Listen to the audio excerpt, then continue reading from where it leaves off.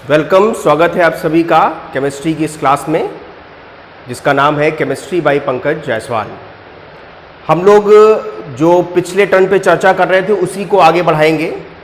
पिछली क्लास में हम लोग विलियन चैप्टर से हम लोग कंसंट्रेशन टर्म्स को प्रदर्शित करने की विधियां पढ़ रहे थे। मतलब विलियन की सांद्रता को किन किन तरीकों से हम प्रदर्शित कर सकते हैं इस बारे में चर्चा कर रहे थे। तो हमने इस डिस्कशन में हम लोगों ने नॉर्मलता स्टार्ट किया था। नॉर्मलता हम पढ़ रहे थे। तो नॉर्मलता के विषय में मैं आपको फिर से बता दूं, मैंने आपको बताया था कि 4 राशियां हैं, 4 कंसंट्रेशन टर्म्स हैं जिनको हम लोग जिन कंसंट्रेशन टर्म्स में हम लोग विलियन का आयतन लीटर में लेते हैं। यानी 1 लीटर विलियन अगर हम ले लें, 1 लीटर विलियन, भाई सांद्रता में 2 ही चीजें होती हैं, विलेय और विलियन। तो विलियन का आयतन अगर हम 1 लीटर ले रहे हैं तो बचा कौन? विलेय। तो अगर विलियन के 1 लीटर आयतन में विलेय का भार ग्राम में निकालते हैं, है ना, विलेय का भार 1 लीटर विलियन में, विलेय का भार ग्राम में 1 लीटर विलियन में कहलाती है विलियन की सांद्रता ग्राम प्रति लीटर में। तो विलियन की सांद्रता ग्राम प्रति लीटर में होगी विलेय का भार ग्राम में बटे विलियन का आयतन लीटर में। दूसरा बताया था विलेय का भार लें, ये कोई जरूरी तो है नहीं, हम विलेय के ग्राम तुल्यांकों की संख्या ले सकते हैं। तो अगर विलेय के ग्राम तुल्यांकों की संख्या विलियन के 1 लीटर आयतन में ली जाती है तो उस राशि को कहते हैं विलियन की नॉर्मलता। तो विलियन की नॉर्मलता का जो फॉर्मूला हुआ वो हुआ विलेय के ग्राम तुल्यांकों की संख्या बटे विलियन का आयतन लीटर में। इसको दूसरे तरीके से भी हमने आपको बताया था कि ग्राम तुल्यांकों की संख्या की जगह अगर हम ले विलेय के मिलीग्राम तुल्यांकों की संख्या तो विलियन का आयतन हमें लेना पड़ेगा मिलीलीटर में। इसको और आगे बढ़ाया था तो हमने आपको बताया था कि विलेय के ग्राम तुल्यांकों की संख्या होता है विलेय का भार बटे विलेय का तुल्यांकी भार। तो ये कुल नॉर्मलता का टोटल फॉर्मूला हो गया विलेय का ग्राम में भार बटे विलेय का तुल्यांकी भार गुणे विलियन का आयतन लीटर में। अगर हम ध्यान से देखें तो विलेय का ग्राम में भार बटे विलियन का आयतन लीटर में कहलाती है विलियन की सांद्रता ग्राम प्रति लीटर में। तो नॉर्मलता का एक और सूत्र बन जाएगा, नॉर्मलता बराबर विलियन की सांद्रता ग्राम प्रति लीटर में बटे विलेय का तुल्यांकी भार। तो इस फॉर्मूले से, इसमें हमने एक फॉर्मूला आपको बताया था कि W यानी विलेय का भार हम निकालना चाहें तो यह होगा नॉर्मलता गुणे तुल्यांकी भार गुणे आयतन मिलीलीटर में बटे 1000। इस फॉर्मूले को याद रखिए, है ना। ये फॉर्मूला अगर याद है आपका तो आपका काम चल जाएगा। आप नॉर्मलता भी निकाल सकते हैं, आप विलियन में उपस्थित विलेय का भार निकाल सकते हैं। कोई भी राशि हम यहां पे 4 चीजें हैं। इसमें से ये आपको तुल्यांकी भार नहीं बताया जाएगा क्योंकि आपको तुल्यांकी भार हमने डिटेल में समझा दिया था, आपको निकालना आना चाहिए, है ना। बाकी 3 राशियां बची, 3 में से 2 राशियां दी जाएंगी, 1 राशि पूछेगा, ठीक है। इसके अलावा विलियन की नॉर्मलता में मैंने आपको बताया था कि एक टर्म आता है नॉर्मल विलियन। तो मैंने आपको समझाया था कि नॉर्मल विलियन ऐसा विलियन है जिसकी नॉर्मलता 1 होती है। नॉर्मलता 1 कब होगी? जब किसी विलियन के 1 लीटर आयतन में विलेय के ग्राम तुल्यांकों की संख्या भी 1 हो। 1 लीटर आयतन में उपस्थित विलेय के ग्राम तुल्यांकों की संख्या भी कितनी है? 1 है। तो उसे हम कहेंगे, ऐसे विलियन को हम कहेंगे नॉर्मल विलियन।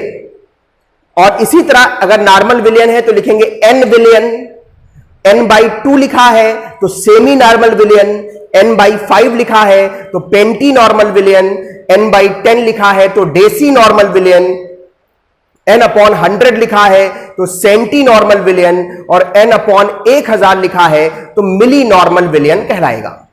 ये हमने बात कर ली थी। आज हम अगले टॉपिक पे इसके आते हैं नॉर्मलता के, जिसे हम कहते हैं नॉर्मलता समीकरण। क्या कहते हैं? नॉर्मलता समीकरण। तो नॉर्मलता समीकरण पे चलते हैं। देखिए, आपने सुना होगा कि जब आप अम्ल में क्षार मिलाते हैं या क्षार में अम्ल मिलाते हैं तो अम्ल ना तो अम्ल बचता है ना तो क्षार बचता है, बल्कि वो जल और लवण में परिवर्तित हो जाता है। इस प्रक्रिया को कहते हैं उदासीनीकरण। क्या कहते हैं? उदासीनीकरण। तो उदासीनीकरण ऐसा नहीं है कि हम कितना भी अम्ल ले लें और कितना भी क्षार ले लें, हर बार कितना भी मात्रा में अम्ल ले लें और किसी दूसरी मात्रा में क्षार ले लें और मिला दे तो उदासीनीकरण हो जाए। पूर्ण उदासीनीकरण अम्ल और क्षार का तभी हो सकता है जब उनके मिलीग्राम तुल्यांकों की संख्या बराबर होगी। क्या बराबर होगी? मिलीग्राम तुल्यांकों की संख्या। तो देखिए, पूर्ण उदासीनीकरण यह अम्ल और क्षार के बीच होगा, या पूर्ण अभिक्रिया, पूर्ण अभिक्रिया दो विलयनों के मध्य दो पदार्थों को मिलाया और उनके बीच पूरी तरह से अभिक्रिया हो गई, पूर्ण अभिक्रिया हो गई। तो पूर्ण अभिक्रिया के लिए विलयन एक के मिलीग्राम तुल्यांकों की संख्या,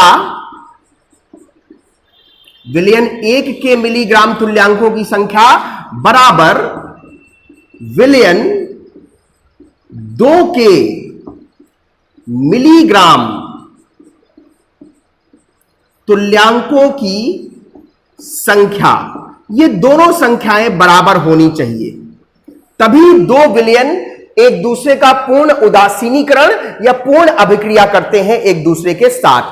पूर्ण अभिक्रिया का मतलब भी वही हुआ कि जिन दो अभिविलयनों के बीच पूर्ण अभिक्रिया हो रही है तो दोनों विलयन खत्म हो जाएंगे, कोई तीसरी चीज बन जाएगी। तो मिलीग्राम तुल्यांकों की संख्या आपको याद होगा, हमने आपको बताया था नार्मलता बराबर मिलीग्राम तुल्यांकों की संख्या विलय के बटे विलयन का आयतन मिलीलीटर में। तो मिलीग्राम तुल्यांकों की संख्या क्या होगी?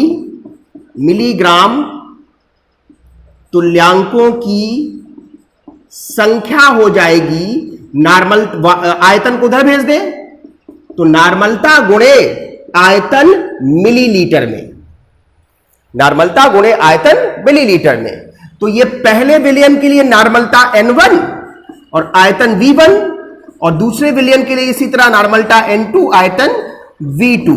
तो ये जो समीकरण बनेगा, इस समीकरण को हम कहते हैं नॉर्मलता समीकरण, नॉर्मलता समीकरण। इसका प्रयोग, इसका अनुप्रयोग हम कई चीजों पर कर सकते हैं, जैसे अम्ल क्षार उदासीनीकरण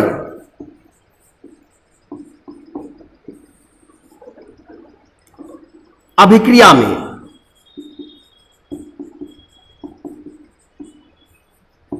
अभिक्रिया में मतलब अनुमापन में, अम्ल क्षार अनुमापन में इसका प्रयोग करते हैं। उसमें N1 इंटू V1 ये अम्ल के लिए लिया जाएगा, अगर ये अम्ल के लिए लिया गया तो N2 इंटू V2 ये क्षार के लिए लिया जाएगा। ठीक। दूसरा अनुप्रयोग कहां करते हैं? विलयन की तनुता में, विलयन की तनुता में मतलब कोई विलयन आपको दिया गया, उसकी नॉर्मलता पता है, उसका आयतन पता है, आपसे कहा गया उसमें पानी मिला दिया गया और पानी मिला के विलयन को तनु कर दिया गया। तो देखिए, तनु करने पर विलयन का आयतन भी परिवर्तित होगा और नॉर्मलता भी परिवर्तित हो जाएगी, लेकिन मिलीग्राम तुल्यांकों की संख्या परिवर्तित नहीं होगी, क्योंकि जिस रेशियो में आयतन बढ़ेगा उसी रेशियो में नॉर्मलता घट जाएगी, दोनों का गुणनफल स्थिर रहेगा, है ना। तो इसमें N1 इंटू V1 बराबर N2 इंटू V2, तो ये जो है ये तनुता से पूर्व और ये जो है ये तनुता के बाद,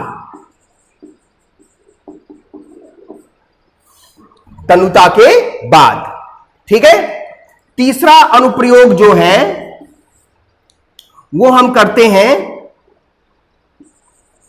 अम्लों एवं क्षारों के मिश्रण में, अम्लों एवं क्षारों के मिश्रण की नॉर्मलता ज्ञात करने में, अम्लों एवं क्षारों की मिश्रण की नॉर्मलता ज्ञात करने में, 2 अम्ल मिला दिए गए, 2 क्षार मिला दिए गए, 3 अम्ल 3 क्षार या 2 अम्ल 1 क्षार, कई चीजें मिला दी गई, तो उस मिश्रण के लिए कैसे प्रयोग करेंगे ये हम आपको क्वेश्चन के माध्यम से बताएंगे। पहले इसको नोट कर लें।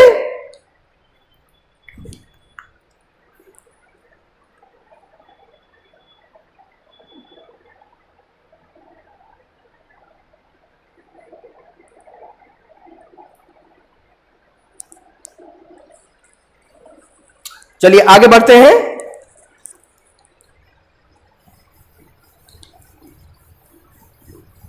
कुछ एक एक सवाल ले लेते हैं तीनों उदाहरणों को समझने के लिए।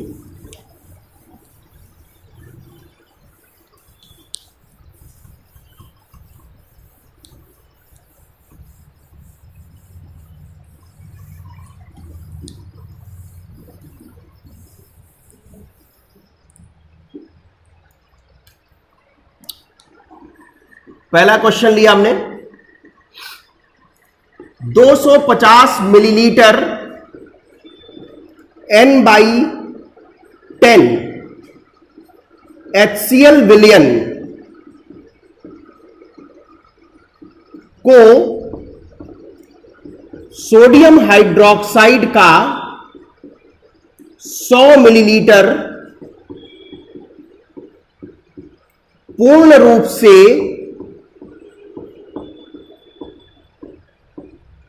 उदासीन करता है, पूर्ण रूप से उदासीन करता है।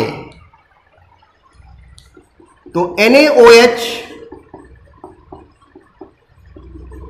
विलयन की नॉर्मलता एवं सांद्रता ग्राम प्रति लीटर में ज्ञात कीजिए, ग्राम प्रति लीटर में ज्ञात कीजिए। ठीक है, तो देखो HCl विलयन की नॉर्मलता भी पता है, आयतन भी पता है, लेकिन जो इसको पूर्ण रूप से उदासीन कर रहा है NaOH विलयन, उसका केवल आयतन पता है, नॉर्मलता नहीं पता है। तो HCl विलयन के मिलीग्राम तुल्यांकों की संख्या और NaOH विलयन के मिलीग्राम तुल्यांकों की संख्या बराबर होगी। मतलब इसके लिए HCl के लिए N1 इंटू V1 और NaOH के लिए N2 इंटू V2। तो यहां पे N1 पता है, V1 पता है और यहां N2 नहीं पता है, V2 पता है। तो नॉर्मलता समीकरण से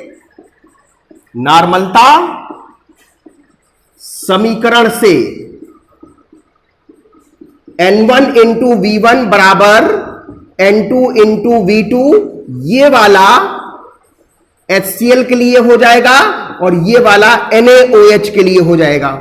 तो चलिए करते हैं 1/10, 250, N2 हमें निकालना है, V2 100। तो N2 का मान होगा 250/10 × 100, ये कैंसिल हो जाएगा, ये 25/100 आ गया, मतलब N/4। और आगे एक चीज और पूछा है, विलयन की सांद्रता ग्राम प्रति लीटर में। तो देखिए सांद्रता बराबर बताया था मैंने, सांद्रता ग्राम प्रति लीटर में नार्मलता गुणे तुल्यांकी भार, तो नार्मलता 1/4, तुल्यांकी भार 40, तो 10 ग्राम प्रति लीटर। ये आंसर हो गया, ये सॉल्यूशन हो गया। सवाल नंबर 2 लेते हैं।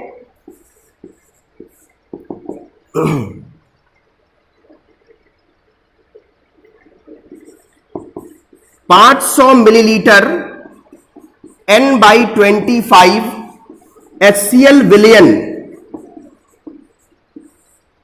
में जल मिलाकर विलयन का आयतन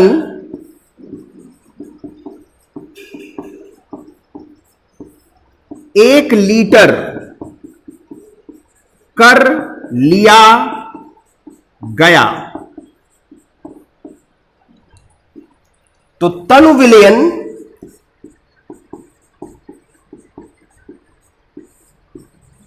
की नार्मलता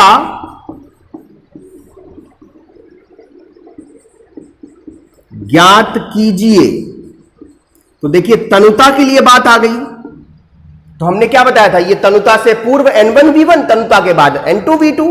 तो तनुता के पूर्व N1 और ये V1, और तनुता के बाद आयतन यानी V2 पता है हमें, N2 निकालना है। तो N1 इंटू V1 बराबर N2 इंटू V2 बराबर N1 1/25, V1 500 मिलीलीटर, N2 हमें निकालना है, और V2 1000 मिलीलीटर में लिया ना इधर वाला, इसलिए उसको भी मिलीलीटर में लेना पड़ेगा, है ना। तो N2 बराबर आपका आ जाएगा 500/25 गुणे 1000, तो ये काट दीजिए, 2 आ जाएगा, N/50 आ जाएगा। मतलब विलयन की नार्मलता कितनी हो गई, N/50 हो गई। नोट करिए इसको। तो एक क्वेश्चन और लेते हैं।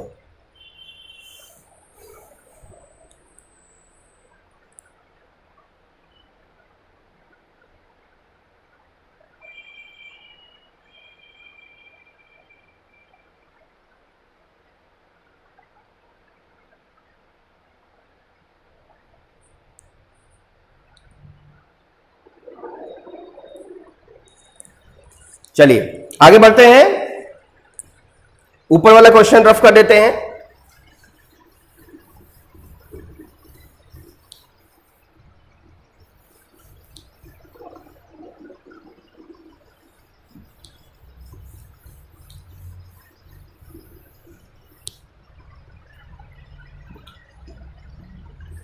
क्वेश्चन नंबर 3, ये देखिए एक बीकर लिया हमने, इस बीकर में 3 विलयनों को मिला दिया, हालांकि मिलाने के बाद अलग अलग नहीं रहेगा, है ना। ये देखिए हमने लिया 100 मिलीलीटर N/5 HCl, दूसरा लिया 300 मिलीलीटर N/6 HNO3, और यहां पे लिया 600 मिलीलीटर N/6 NaOH।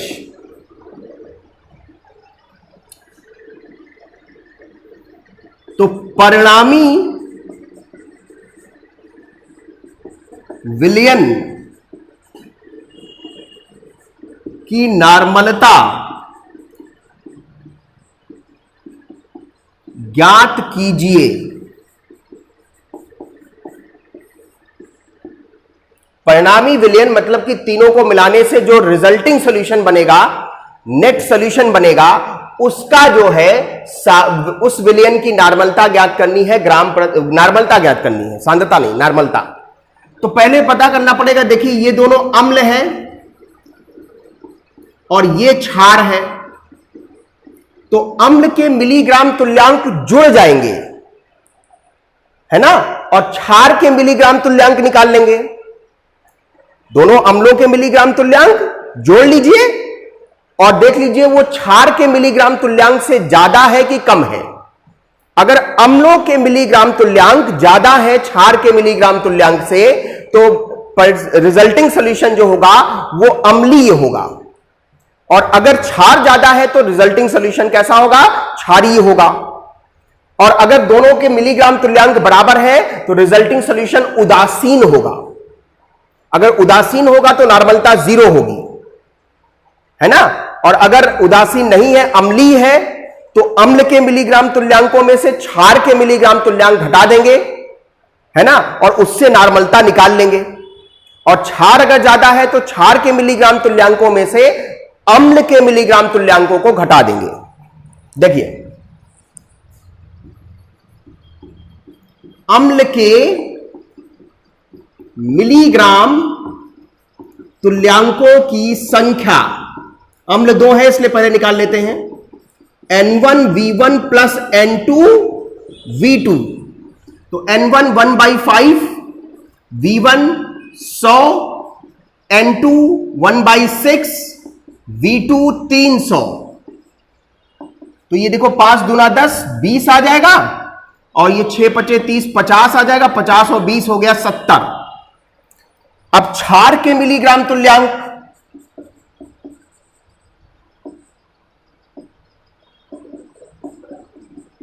मिलीग्राम तुल्यांकों की संख्या बराबर, देखिए क्षार का नॉर्मलता कितनी हो गई? 1/6, और ये 600, तो ये कितना आ गया? 100, है ना। तो बताइए किसके मिलीग्राम तुल्यांक ज्यादा है? तो मिलीग्राम तुल्यांक ME भी लिखते हैं, क्षार का मिलीग्राम तुल्यांक अम्ल से ज्यादा है, तो परिणामी विलयन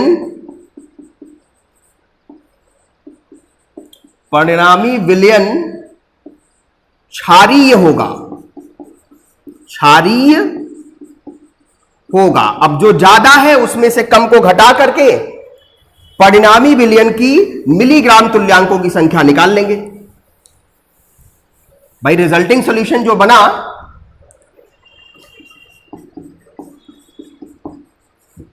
परिणामी विलयन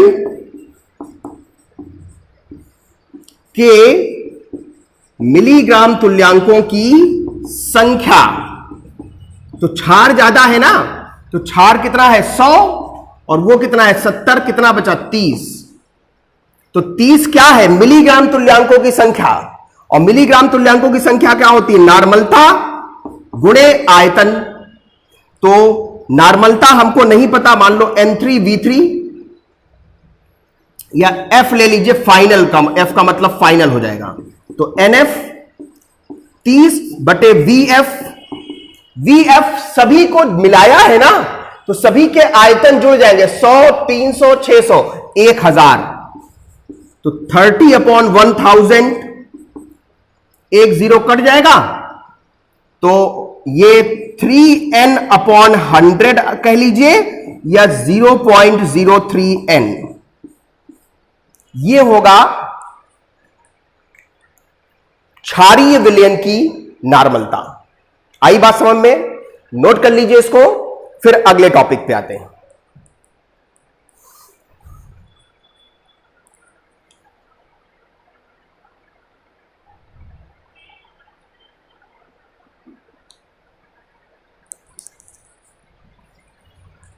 इस सवाल में अगर सभी अम्ल दिए होते तो सभी के मिलीग्राम तुल्यांकों की संख्या जोड़ के जो मिलीग्राम तुल्यांकों की संख्या होती उसका बराबर NF इंटू VF कर देते। अगर सभी क्षार होते तो भी यही करते। ठीक है, नोट करिए।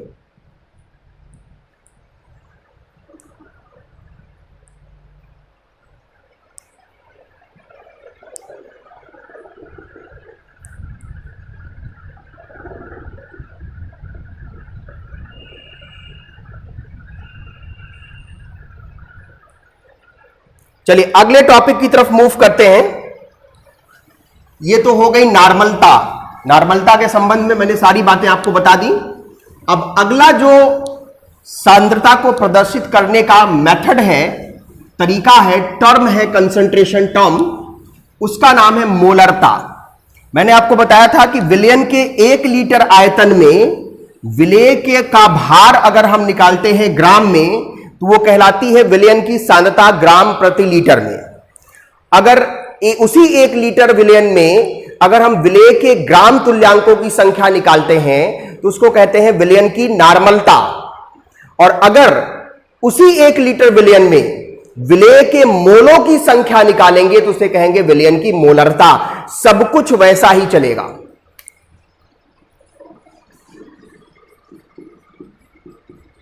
मोलरता अंग्रेजी में कहते हैं मोलैरिटी।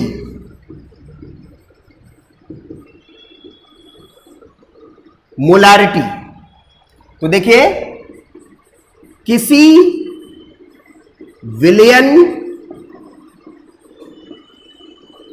के 1 लीटर आयतन में विलेय के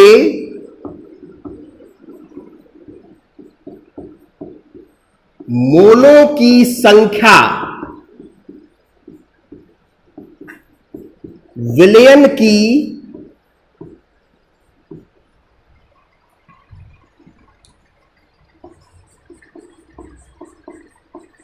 मोलरता कहलाती है। मतलब मोलरता को m से प्रदर्शित करते हैं। यह होता है विलेय के मोलों की संख्या बटे विलयन का आयतन लीटर में। वैसे ही लिख सकते हैं विलेय के मिली मोलों की संख्या, अगर बिल्कुल नॉर्मलता की तरह विलेय के मिली मोलों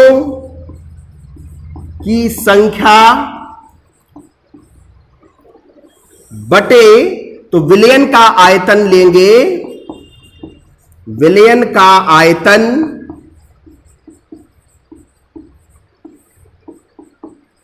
मिलीलीटर में। फिलहाल मोलों की संख्या पे कंसंट्रेट करते हैं।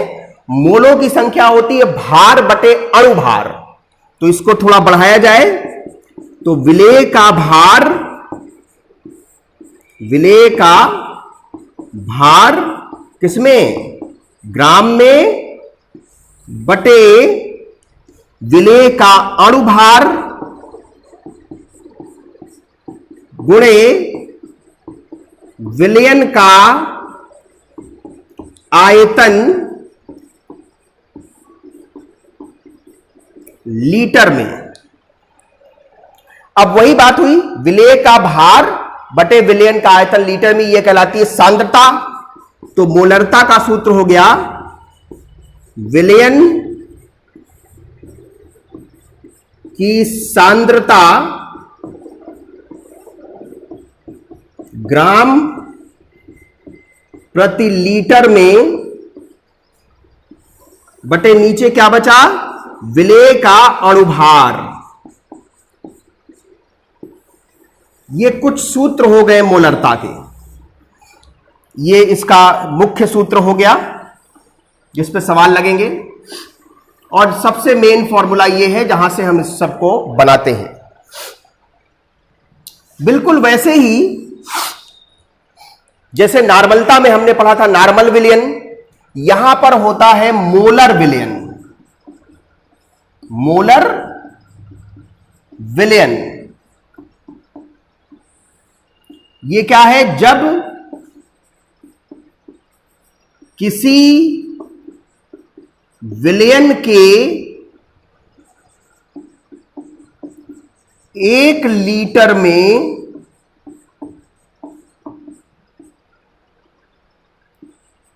एक मोल विलेय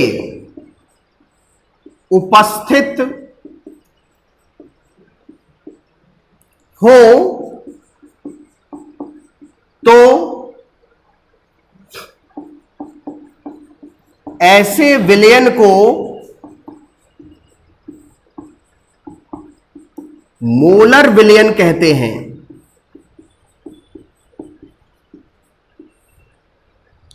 मोलर विलयन कहते हैं। तो इसे क्या लिखते हैं? एम विलयन, मतलब मोलर विलयन। ऐसे ही m/2 विलयन होगा, m/5 विलयन होगा, m/10 विलयन होगा, m/100 विलयन होगा और m/1000 विलयन होगा। इनके भी नाम हैं। जैसे वहां सेमी नॉर्मल था, यहां सेमी मोलर हो जाएगा। सेमी मोलर विलयन, सेमी मोलर विलयन। ये पेंटी मोलर विलयन, ये पेंटी। ये डेसी मोलर विलयन, ये सेंटी मोलर विलयन, ये मिली मोलर विलयन। बोलिए, आई बात समझ में? नोट करिए। तो इस पे कुछ क्वेश्चंस पे आते हैं।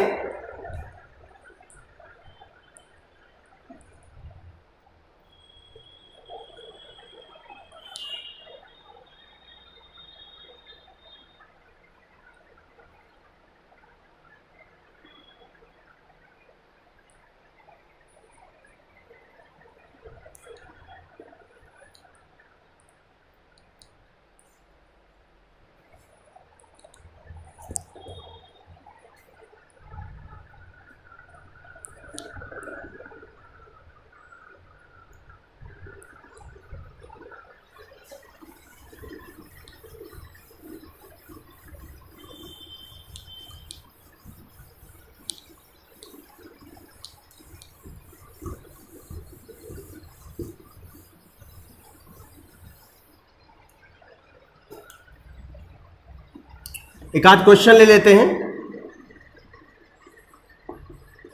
500 मिलीलीटर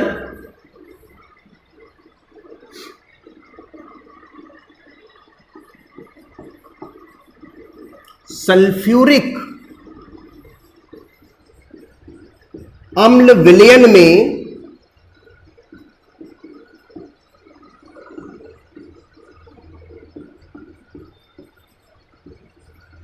सल्फ्यूरिक अम्ल के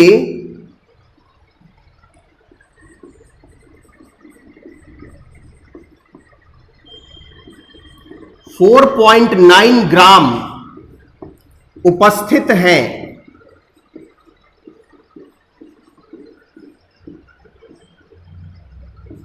तो विलयन की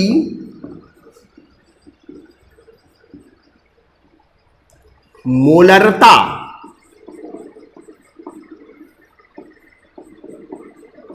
ज्ञात कीजिए। तो देखिए, विलयन का आयतन दिया है 500 मिलीलीटर, विलयन का विलेय का भार दिया है 4.9 ग्राम, है ना। सल्फ्यूरिक अम्ल का